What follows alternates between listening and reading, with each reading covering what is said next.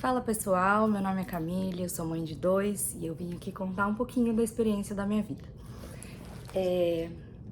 Primeiramente eu vou falar um pouco sobre o diagnóstico do meu filho. Eu tenho dois filhinhos, eu tenho Ben, que tem 2 anos, e eu tenho Dom, que acabou de completar 5 meses. E eu vim falar um pouquinho sobre o dia que eu recebi o diagnóstico de autismo do Ben. Quando o Ben tinha um pouquinho mais de 8 meses, ele começou a apresentar alguns sinais de autismo. E eu ficava na dúvida se ele tinha realmente sido diagnosticado se ele seria diagnosticado com autismo, se ele tinha realmente esses sintomas, ou se ele só fazia as coisas do jeitinho dele, de um jeitinho diferente de ser. O Ben não andava na ponta dos pés, ele não tinha sensibilidade a volumes altos de som, de barulho, essas coisas. Muito pelo contrário. O Ben adora barulho, adora música alta, adora televisão alta. Ele ganhou de Natal uma mini bateria e ele adora barulho, adora gritar. Ele é super espalhafatoso e super cheio de energia. Mas o Ben, desde muito novinho, criou uma seletividade alimentar, ele só queria comer certas coisas. Ele tinha fascinação por rodas ou coisas que rodavam, o ventilador, roda do carro, o volante do carro. Então ele adora dirigir, ele adora ficar fingindo que tá dirigindo. Ele tem um carrinho, um ônibus amarelo aqui em casa que ele ganhou no aniversário de 1 aninho dele, da madrinha dele e do padrinho, né? E ele adora dirigir, ele fica dirigindo o volantinho pra lá e pra cá. Ele sobe no ônibus e vai pra lá, vem pra cá, e é uma loucura. Uma vez a gente tava voltando da farmácia e ele parou uma moça com cadeira de roda, porque ele queria mexer na roda da cadeira dela. E eu comecei a perceber, né, esses avisinhos, assim, essas flagzinhas, essas bandeirazinhas que ele dava que chamavam minha atenção. E pouco mais de 1 ano e 6 meses, 1 ano e meio mais ou menos, eu conversei com a pediatra dele e eu expliquei que eu tinha certas dúvidas em relação ao desenvolvimento dele. Com 1 ano e meio ele ainda não falava nenhuma palavra, o que as fonos já diziam que ele deveria falar aproximadamente 50 palavras, ou então balbuciar ou imitar os sons que a gente fazia, e ele não fazia nada disso. Então, eu conversei com a pediatra dele, eu pedi para a pediatra dele fazer uma recomendação, porque o sistema de saúde canadense ele é completamente diferente do Brasil. Então, eu pedi para ela fazer um encaminhamento para que a gente fosse para uma médica que pudesse realizar o diagnóstico, pudesse observá-lo e pedir exames, solicitar alguns exames para que, de repente, chegasse numa conclusão de algo que ele tivesse ou que ele não tivesse, mas que eu pudesse ter a consciência e estar tranquila de que eu fui atrás caso fosse alguma coisa, mas de que do mesmo jeito que não fosse algo, eu tivesse ido atrás de entender o funcionamento do cérebro dele. E de uma forma ou de outra, eu não esperava o diagnóstico, assim, eu suspeitava, mas eu achava que poderia não ser, que ele poderia só gostar de fazer as coisas diferentes. Ele gostava muito de ir no escorregador, por exemplo, e subir pelo escorrega e descer a escada. Então ele fazia várias coisas em movimentos repetitivos e eu achava que poderia ser, mas foi o que eu disse. Eu achava que podia ser, mas eu achava que não podia ser. Podia ser só ele fazendo coisas diferentes mesmo, do jeito que ele queria. E aí ela fez o encaminhamento, a gente foi pro Holland Bloorville Hospital, aqui em Toronto, e nós fomos recebidas para fazer parte de um estudo, de uma pesquisa que traria um diagnóstico positivo ou negativo, mas ele faria parte dessa pesquisa, porque ela era uma pesquisa aqui em Toronto, eu acredito, onde eles iam relatar o número de crianças para o número de crianças autistas. Então, o quanto vinha crescendo o número de crianças diagnosticadas no espectro e tudo mais. E o que aconteceu foi que durante todos os observatórios, a gente fez alguns observatórios, ele fez audiometria, onde ele foi reprovado dos 2 ouvidos, o que a gente ainda tá em busca de descobrir se ele realmente tem alguma perda permanente de audição, ou então se ele não tem e seja só algum tipo de congestionamento nos canais auditivos dele. E mesmo que isso tenha começado, a pesquisa teve início em setembro do ano passado, e eu recebi o diagnóstico do Ben no dia 18 de janeiro, e nós estamos em julho, e a gente ainda não tem certeza em relação à audição do Ben. Então a gente tá buscando informações, a gente tá tentando entender se existe mesmo alguma perda auditiva, ou então se não existe e tudo bem. E é algum tipo de congestionamento, e a gente vai ter uma consulta médica, inclusive, com um otorrino daqui a alguns meses, para poder analisar e ver se pode entrar com algum tipo de medicamento para tentar limpar esse congestionamento e refazer o exame, ou então que seja que ele realmente tenha algum problema auditivo e a gente possa entrar com algum tipo de necessidade que ele tem. Então, se for realmente um problema auditivo, que a gente possa ir atrás de aparelho e esse tipo de coisa. Ou se só com fonoaudióloga ia ajudar e tudo mais. Agora o Ben tá começando já a falar, ele já fala algumas palavras, ele já imita os sons que a gente faz. Então, assim, ele tem evoluído muito, muito, muito mesmo.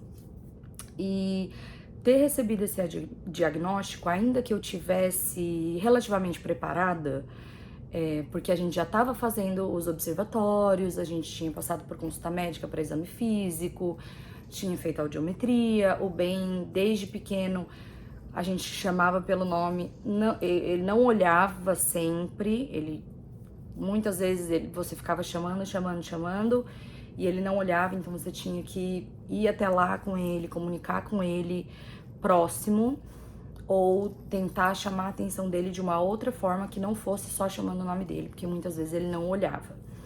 Você chamava e ele continuava ali brincando, continuava fazendo o que ele estava fazendo, e ele não olhava. Então, assim, a gente tinha que ir até ele, tinha que chamar a atenção dele, falar, oi, Ben, não sei o quê, e isso ele faz até hoje. A gente tem muitas vezes que ficar chamando, e ele não escuta. Assim, essa parte a gente não sabe, né? Se ele realmente escuta, ou se ele não escuta, ou só não presta atenção porque ele tá no hiperfoco naquilo que ele tá fazendo naquele momento. E ter recebido o diagnóstico do Ben foi difícil, mas ao mesmo tempo foi fácil. Foi fácil porque eu que tinha percebido alguns dos sintomas e tudo mais, então pra mim foi mais fácil de assimilar aquilo e saber que ele estava fazendo parte da pesquisa e tudo mais. Foi muito mais fácil para mim assimilar o diagnóstico a tudo que nós estávamos vivendo no momento. E o que aconteceu foi que, ao mesmo tempo que foi relativamente fácil, foi difícil porque eu esperava, mas eu não esperava. É difícil quando você recebe o diagnóstico, você se sente meio perdida. E foi assim que eu me senti.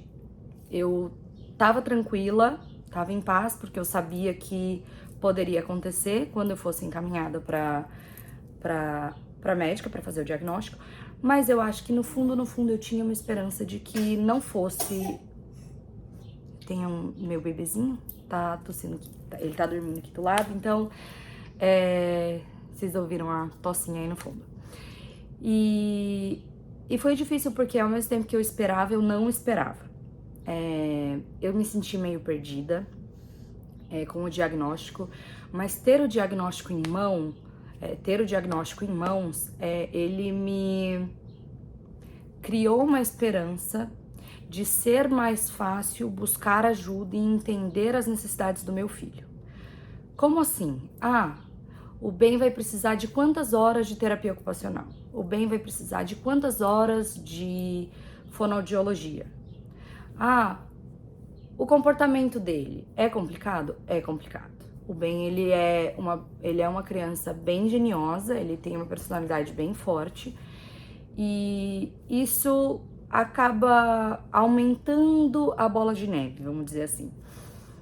O Ben tem muita dificuldade para interagir com outras crianças, com adultos ele é muito tranquilo, com animais ele é muito tranquilo, ele gosta um pouco de judiar dos bichinhos, meio Felícia, mas fora isso ele é muito tranquilo. Ele é uma criança extremamente amorosa, ele é extremamente emotivo, ele gosta de abraçar, ele gosta de beijar, ele gosta de fazer carinho, ele é uma criança extremamente carinhosa.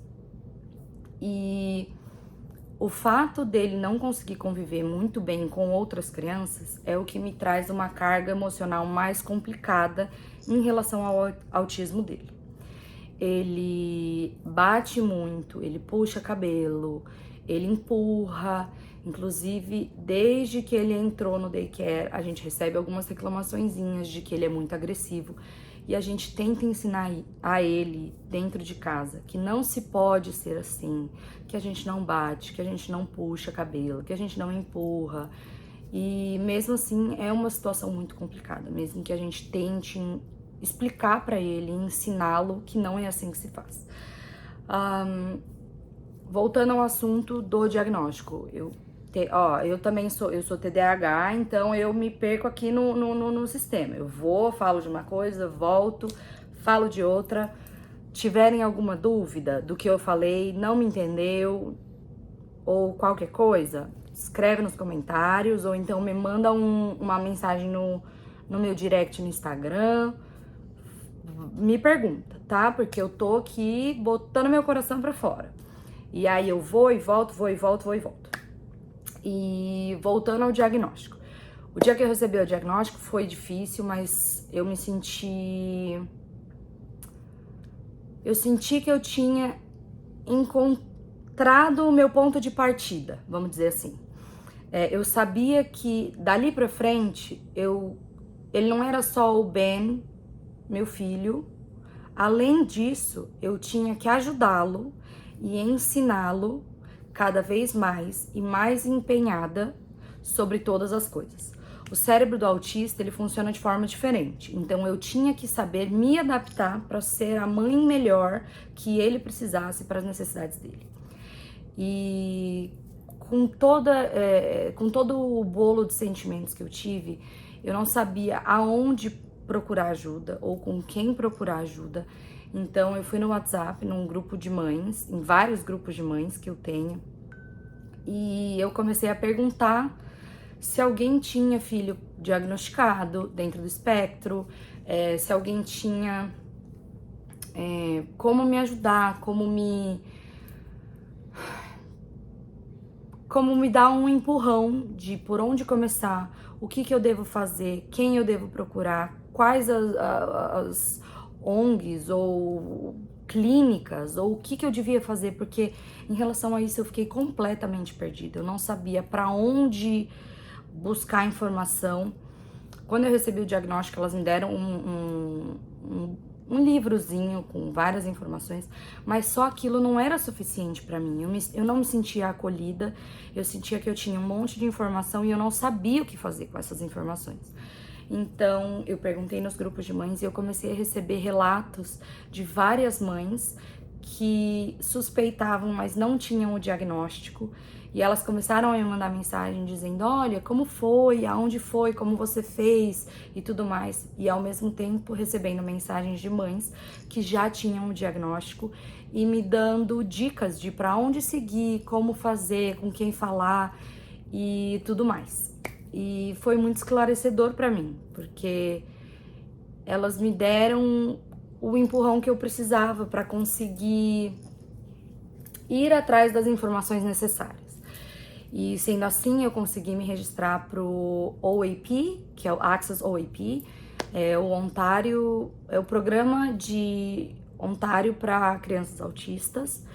E você se registra e aí depois de um tempo você recebe seu número de registro, aí eles te convidam para fazer um curso de Caregiver Mediator, que é quando você é o cuidador principal da criança. Eles te dão várias opções de curso, você tem direito a escolher um curso por ano, e aí eles te dão essa opção, você escolhe um curso focando no que a criança tem de mais necessário. Então, eu queria algo mais voltado para a interação entre eu e o meu filho, entender melhor como eu poderia agir brincando com ele para ajudar ele a desenvolver novas habilidades, ou ensiná-lo a fazer outras coisas, ou formas de me relacionar com ele, porque eu sentia que eu tinha perdido essa conexão com ele e eu não queria perder. Eu queria que aquilo se mantivesse vivo. Então, nesse curso, eu fiz esse curso, né? Teve uma duração de 6 semanas, se eu não me engano. E aí a gente tinha aulas e assistia vídeos e conversava com outros pais que também estavam passando pela mesma situação. Então, assim, foi muito acolhedor. Foi muito muito gratificante olhar para trás e ver que num curso que eu não paguei nada, que foi básico, assim, né? Eu pude aprender tanto e pude entender outras formas de me relacionar com meu filho, que não só sendo mãe.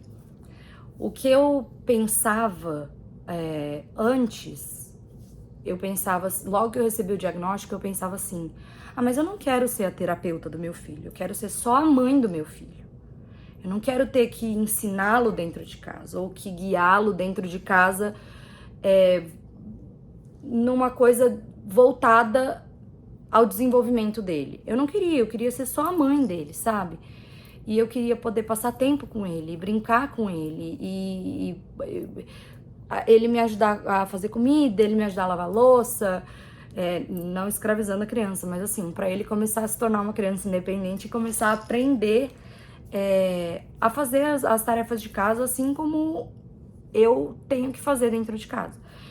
Eu não fui uma criança que aprendi isso dentro da minha casa, então eu não tinha tarefas dentro de casa. E eu acho que isso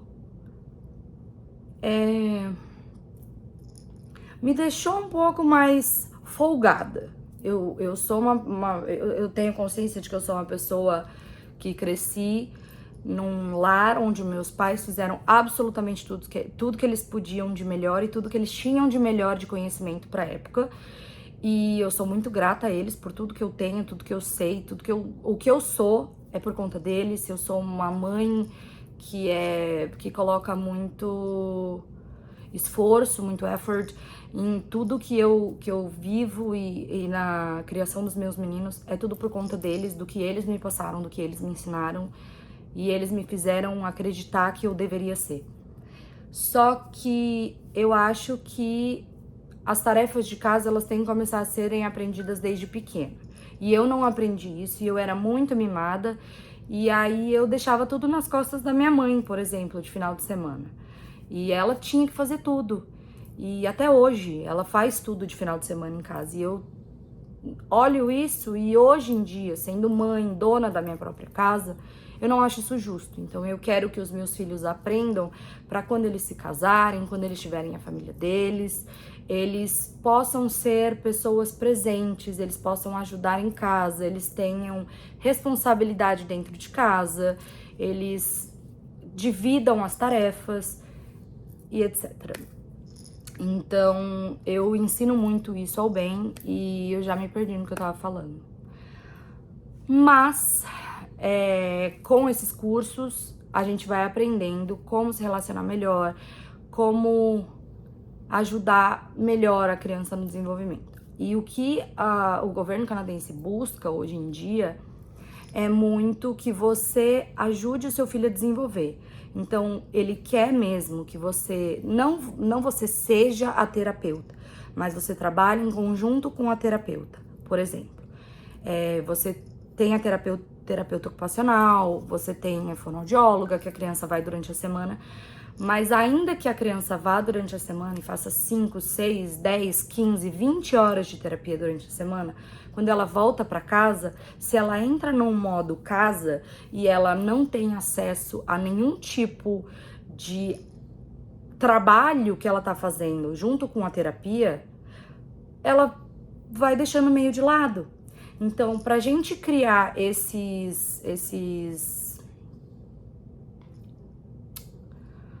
costume, porque quanto mais a gente faz, mais a gente desenvolve a habilidade. Então, para que a gente desenvolva a habilidade, ela tem que ser repetida muitas vezes.